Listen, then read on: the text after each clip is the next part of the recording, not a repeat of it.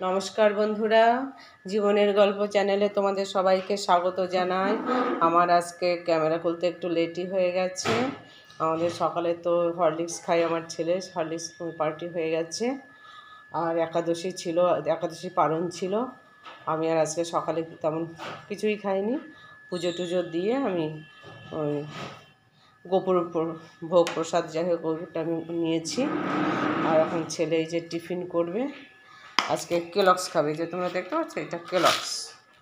এই কেলক্স খাবে, এটা দুধ, এটা হালকা গরম জল, এইগুলো দিয়ে ও এখন একটু টিফিন করবে, রেডিমেড টিফিন। তো আমি এখন এটা গুছিয়ে নিয়েছি, এবার ওকে একটা প্লেটে করে আমি রেডি করে দেব, ও খাবে। তারপরে আমি তোমাদের সঙ্গে আবার আসছি। গাছে উচ্ছে হয়েছিল, তোমাদের সেদিনকে দেখিয়েছিলাম। আবার দুটো রান্না করেছিলাম ইলিশ মাছের মাথা দিয়ে, সেগুলো একটু মানে এগুলো থেকে বড় সাইজ ছিল। আর এগুলো একদম ছোটো ছোটো কচি কচি। এইটা আমি একটু আলু দিয়ে উচ্ছে দিয়ে ভাজা করব। আর এটা মাছ আছে, এই মাছের একটু কালিয়া মতো করব। একাদশী পরের দিন অনেকে মাছ খায় না, তোমরা হয়তো বলবে যে এই একাদশী পালন করলে আবার মাছ দেখাচ্ছ। আমি খাই, আমি পারি না। ওই একাদশীর দিন উপোস দিয়ে পরের দিন আবার নিরামিষ খেতে আমি পারি না, আমার খাওয়া হয় না, তখন খুব কষ্ট হয়ে যায়। বন্ধুরা, ওই নিরামিষের মধ্যে একটু ডালটা না হয় থাকবে, সেটা সবাই খাবো আমরা। কিন্তু একটু সয়াবিন বা পনির দিয়ে তো নিরামিষ সাধারণত রান্না হয়। আমি আমার ছেলে পনির সয়াবিনটা ভালো খাই, কিন্তু আমার ওই হাজব্যান্ড সে পনির সয়াবিন একদমই পছন্দ করে না, মানে খায় না, খাওয়ার মতো করে খায়। সেই জন্য সেটা করা হয়, একবারেই যে করা হয় না তা নয়। এবার কালকে একাদশী গেছে, কালকে ভালো খাওয়া হয়নি, আমাদের উপোস গেছে। আমার সঙ্গে সঙ্গে আমার ছেলেও, ও একাদশী সেইভাবে করেনি ঠিকই, কিন্তু ওরও হয়ে গেছে নিয়মটা, ও যেভাবে নিয়ম পালন করেছে ওরও একাদশী পালন হয়ে গেছে। যাই হোক, ওনার রাতের খাওয়াটা অত ভালো হয়নি। আবার আজকে যখন রাত্রে খাবে তখন যদি আবার ওই অপছন্দের খাবারগুলোই দেওয়া হয়, ভালো লাগবে না। আর তাছাড়া ওই খাওয়ার পরে ওই উপোস দেওয়ার পরে আর পরের দিন আমি নিরামিষ খেতে পারলেও একটু সমস্যা হয়। যাই হোক, আজকে আমাদের মাছ হয়েছে। আমি কীরকম নিয়ম করি, একাদশী পারণ যেটা এবং প্রথম খাবার যেটা হয় সেইটাই আমার নিরামিষ থাকে, তারপরে আমি আঁশ নিয়ে নিই। তাতে গোবিন্দ আমাকে কী করবে, অপরাধী করবে না জানি, কী করবে জানি না। এবারে সমস্যা তো ওইখানেই, ঈশ্বর তুষ্ট হতে চায় না সহজে, রুষ্ট হয়ে যায় খুব তাড়াতাড়ি। ধরো এই যে আমার মাছের ঝোল করা হয়ে গেছে, দেখি এবার ছেলে খাই কিনা। যে একটু কড়া করে রান্না করা হয়েছে, কড়া করে মাছগুলো কড়া করে ভেজে রান্না করা হয়েছে। অনুষ্ঠান বাড়ির মাছটাও খাচ্ছে, তার মানে কড়া ভাজা থাকার জন্য না কি জানি না। আজকে একটু অনেক কিছু মশলা টশলা, গরম মশলা টশলা দিয়ে রান্না করেছি। দেখি এবার ও খেতে পারে কি না, কি বলে। সে ভেজে রেখেছি, এবার নামিয়ে নেবো। ওই করে গোল করে রেখে দিয়েছি, মাঝখানে যে তেলটা একটু হয়ে গেছে, বেরিয়ে গেছে, এই জন্য এইভাবে রেখেছি। এটা নামিয়ে নেব। আলু হচ্ছে ভাজা আর মাছের ঝোল দিয়ে খাওয়া, আর রাতে আবার কিছু করতে হবে। বন্ধুরা, এই যে বিকালে একটু চা নিয়ে বসে চা খেলাম, মা ছেলে বসে একটু চা খেলাম, চা খাওয়া হয়ে গেছে। এই যে চা খাওয়া হয়ে গেছে, তারপরে মনে পড়েছে তোমাদের সঙ্গে একটু বিকালে যে চা খাচ্ছি একটু শেয়ার করি। আমারটা চিনি ছাড়া, আর এই ছেলে খেয়েছে যে এটা চিনি দিয়ে, ওটা চিনি দাও, আমারটা চিনি ছাড়া। যে চাটা খাওয়া হয়ে গেছে, এবার একটু সন্ধ্যা দিতে হবে। এবার ঠাকুর ঘরে যাই, সন্ধ্যা আরতি করি। বন্ধুরা, আজকে বিকালে অফিস থেকে আসার সময় এগুলো নিয়ে এসেছি। এগুলো আমরা খেতে খুব ভালোবাসি, কারণ আমরা যখন ছোটো ছিলাম, স্কুলে পড়তাম, তখন এই খাবারগুলো বিক্রি হতো। তখন কত করে ছিল মনে নেই, 5 পয়সা, 10 পয়সা না 25 পয়সা, মনে নেই, এরকমই হবে। এই খাবারগুলো এখন বসে বসে খাবো। বন্ধুরা, খেতে খেতে শেষ হয়ে গেছে প্রায়, আর এই কটা আছে, মানে এটা বড় প্যাকেট, এটা শেষ হচ্ছে না। আবার একটু বসে বসে টুকটুক করে খাই, শেষ করি। তো বন্ধুরা, সব কিছু শেষ হয়ে গেছে আমার। রাত্রে একটু ওইগুলো রান্না, ওগুলোই খেয়েছি, দুপুরের রান্নাটাই খেয়েছি। রাতে এক্সট্রা একটু ভেন্ডি সিদ্ধ করেছিলাম। ভেন্ডি সিদ্ধ আমরা সবাই ভালোবাসি এবং আমার ছেলেও ভালোবাসে। ভেন্ডি সিদ্ধটা খাই, কিন্তু আস্ত আস্ত ভেন্ডি সিদ্ধ করলে হয় না। ভেন্ডিগুলোকে ছোট ছোট পিস করে আলাদা বাটিতে আমি সিদ্ধ করি এবং তারপরে আমি সেটা মাখি। তা সেটা ওই বড় বড় থাকলে আমার ছেলে আবার খেতে পারে না, বড় বড় লম্বা আঁশ হয়ে যায়, আঁশটাও খেতে একটু ওর অসুবিধা হয়। যাক, যেভাবে রান্না খাওয়া হয়ে গেছে, সব কিছু হয়ে গেছে। সারাদিন এত ফিসফিসানি বৃষ্টি, বৃষ্টিতে একটু বেরোতে পারছি না। আমার একটু বারাসাত যাওয়ার ইচ্ছা, মানে কলোনি মোড়, এখান থেকে আমাদের কলোনি মোড় আর ওই শ্রীগুরুর সামনে যেটা আছে ওভারব্রিজের নিচে যে মার্কেটটা বসে, আমি সাধারণত ওই সব মার্কেট থেকে আমি ইয়ে করি, কেনাকাটা করি। একটু কেনাকাটা করার দরকার, বন্ধুদের সঙ্গে একটু ঘুরতে যাব, আমাদের বন্ধু গ্রুপের সঙ্গে একটু ঘুরতে যাওয়ার কথা আছে। ঘুরতে যাব, সব টাকা পয়সা জমা করা হয়ে গেছে। আবার একটু ওই সে যাবো, ছেলের ম্যাডামের সঙ্গে দেখা করতে যাবো, যে কুচকাচ একটু কেনাকাটা আমার ছিল টুকটাক। তা সে এই চিপচিপানি বৃষ্টি দেখে আমি আর বেরোতে পারি না। যাই হোক, দেখি আজকে মেঘলা আছে কিন্তু বৃষ্টি নেই। বাইরেটা দেখছি আর তোমাদের সঙ্গে কথা বলছি, মেঘলা আছে, বৃষ্টিটা নেই। যদি সম্ভব হয় আমি বিকালে আজকে বেরিয়ে যাব।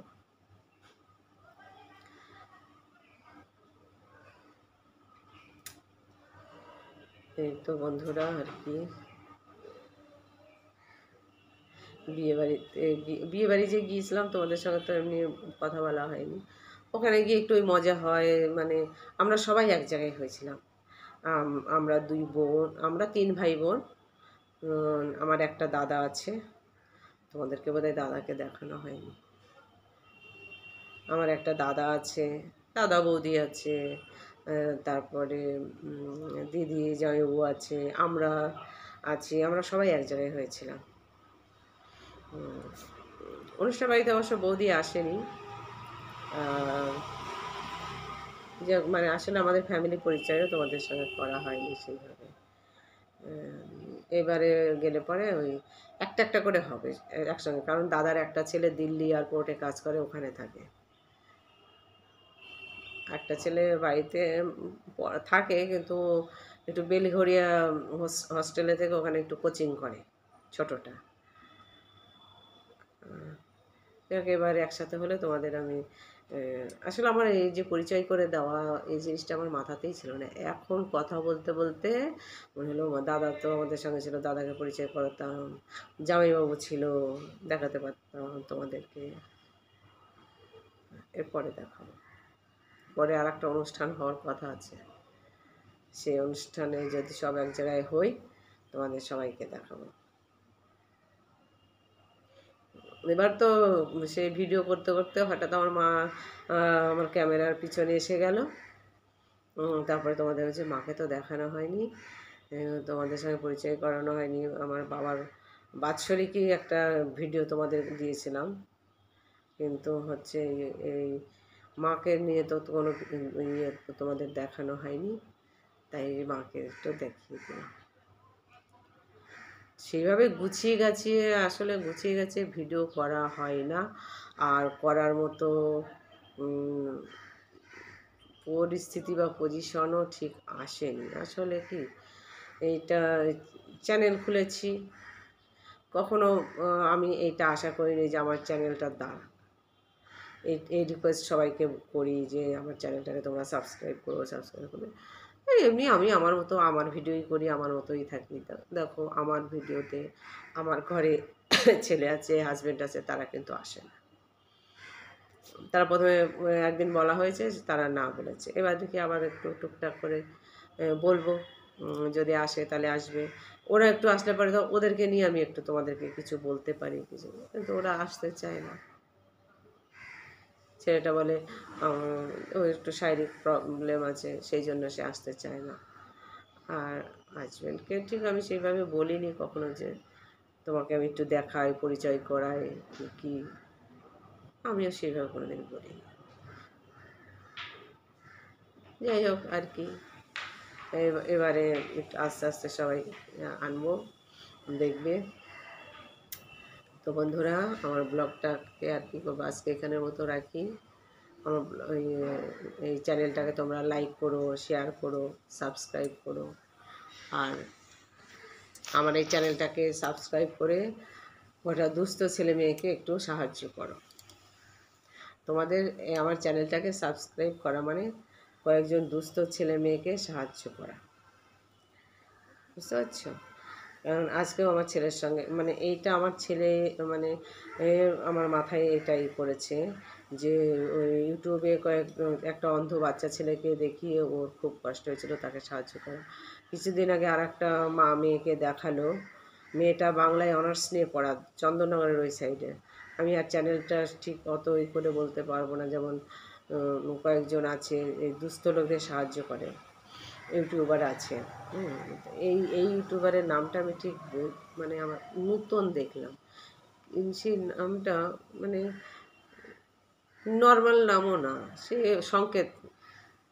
সংকেতপূর্ণ নাম, মনে নেই।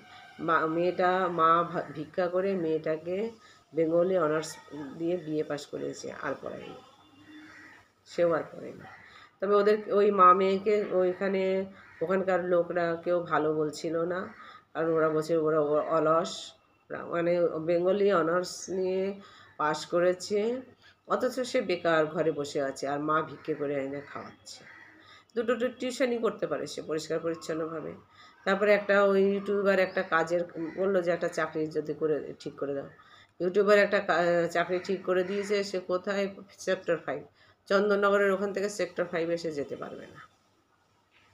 সে বলছে ওই হুগলি এই আশেপাশে কী সব কয়েকটা জায়গার নাম বললো, এখান দিয়ে হলে করবে। অত দূর আমি মেয়ে ছাড়বো না। কথা কি, চাকরি করবে, মেয়ে ছাড়বে না।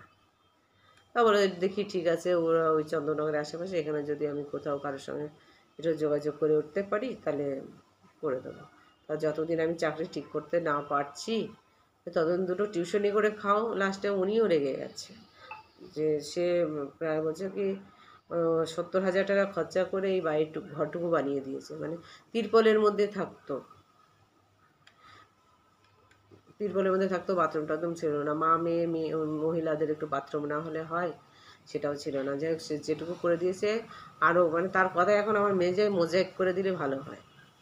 তো যাই হোক, মানে এরকম ছেলে মেয়েদের একটু এরা একটু সাহায্য সহযোগিতা পেতে পারে তোমাদের এই সাবস্ক্রাইব করার ফলে। যাই হোক, আজকে আমি এখানেই রাখছি। তোমরা আমার চ্যানেলটাকে একটু লাইক করো, শেয়ার করো, সাবস্ক্রাইব করো।